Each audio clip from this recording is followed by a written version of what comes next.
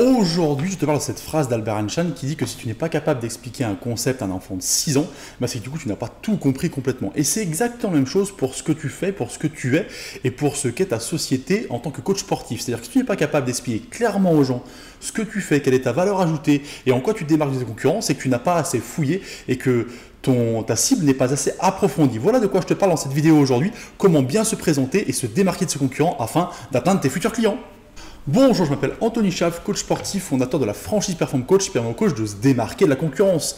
Et oui, aujourd'hui, en fait, je t'explique qu'on a du mal souvent à être clair, concis et à se présenter de la bonne manière afin de se faire connaître des autres et surtout de se différencier de la concurrence. En quoi je suis différent, qu'est-ce que je dois faire pour me présenter différemment et surtout qu'est-ce que je dois mettre dans une présentation. Tu as peut-être déjà essayé de parler de toi, alors tu es dans un meeting d'entreprise, tu as été peut-être même en discutant avec des amis, des copains, tu as essayé de te présenter. Et en fait, tu t'es rendu compte que c'était pas fluide, c'était pas clair. Tu t'es dit après, tiens, j'ai pas dit ça, j'aurais dû le rajouter. Ou quand tu parlais, tu as eu des hésitations, tu as eu un moment d'arrêt, tu savais pas quel bon terme employer. Bref, tu as senti que tu ne touchais pas ta cible de la bonne manière et que tu n'étais pas assez pertinent. Voilà. Et cette sensation de manque de pertinence et de manque de clarté, en fait, c'est ça, c'est un manque de clarté sur ce que tu fais, ton projet, où tu vas, et ben il est très gênant pour toi, mais très gênant vis-à-vis des autres aussi, parce que c'est comme ça que tu vas rater des occasions de conclure avec des futurs clients et surtout, tu vas faire baisser ton chiffre d'affaires. L'objectif pour moi, c'est d'expliquer aujourd'hui comment augmenter ton chiffre d'affaires en gagnant tes futurs clients. Le premier point, et c'est important, c'est que tu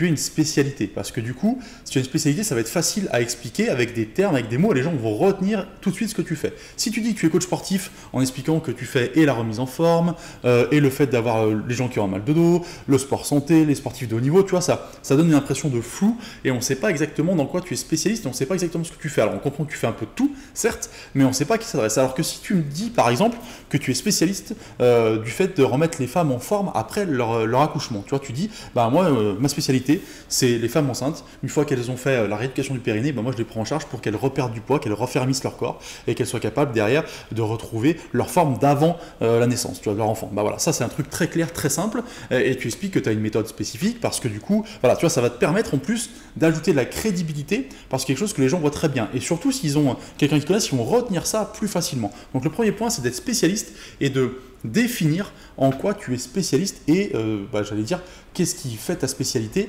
et les gens vont retenir ça en premier. Le deuxième point, je te l'ai un peu dit dans ma définition d'avant, c'est-à-dire que du coup tu dois effectivement définir je suis spécialisé dans quelque chose, d'accord, donc j'aide les gens à faire quelque chose, mais du coup j'aide à faire quoi? C'est ça, j'aide à faire quoi? J'aide telle personne, mais à faire quoi? C'est ça, c'est là où tu dois préciser. C'est juste j'aide les femmes une fois qu'elles ont accouché, tu vois, à reprendre la forme. Bon, c'est bien, mais c'est pas assez spécifique, c'est-à-dire que ça s'adresse pas à une spécialité.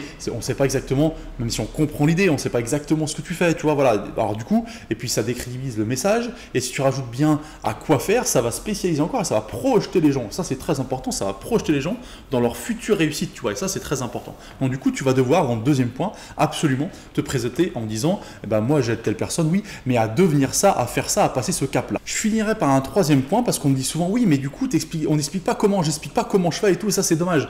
En fait, on s'en fout, je le dis souvent, on s'en fout de comment tu fais. C'est-à-dire, ce qui compte, encore une fois, c'est pas comment tu fais, c'est que le résultat soit là. Après, il y a des gens qui ont besoin peut-être de comprendre et de savoir. Pas de problème, tu leur expliqueras, tu leur diras. Mais il y a des gens qui s'en foutent de comment tu fais. Et quand tu vends quelque chose et que tu proposes quelque chose, on dira rarement comment c'est construit. Quand Lidl, ils vendent leur machine avec leur super robot pour tout faire à cuisiner, tu vois, moins cher que les autres, du coup, ils ne disent pas comment ils ont fait. Tu vois, ils ne disent pas, alors on a fait moins cher parce que ça vient de là, ça vient de là, ça c'est un peu moins bien que celui-là, etc. Ils ne disent pas ça. Ils disent juste, on vend un super robot qui vous permet de faire toute la cuisine aussi bien que le concurrent, mais moins cher. Voilà. Et on ne dit surtout pas comment ils ont fait, comment ça fonctionne. Donc le comment, on s'en fout un peu. Voilà. Et ça, c'est important parce que souvent, on a tendance à expliquer comment, mais on n'explique pas ce que je fais et ce que ça peut devenir et quelle est la conséquence positive pour les gens. Qu'est-ce que je fais? J'accompagne quelqu'un à faire telle chose. Et ça, on oublie j'accompagne à faire ça et on met le comment derrière et c'est pas une bonne explication, c'est pas la bonne manière de te vendre. Voilà. Écoute, si cette vidéo t'a plu, je t'invite à liker juste en dessous là, ou du coup, je t'invite à commenter, à me poser des questions si tu en as, et comme ça permettra qu'on discute ensemble. Je te souhaite une bonne journée, je te dis à bientôt.